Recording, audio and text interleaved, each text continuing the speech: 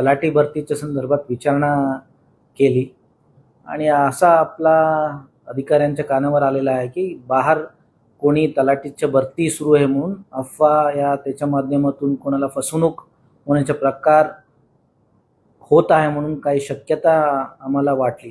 त्या अनुषंगाने आम्ही काल एक प्रेस नोट रिलीज केलेला आहे आणि आता आपल्या माध्यमातून सर्वांना सांगतो आहे की आपला जिल्हाधिकारी कार्यालयामध्ये तलाठी यांच्या भरती 2023-24 मध्ये झालेला आहे आणि आत्ता कोणताही भरती या नियुक्ती आदेश दिले जात नाही आहे.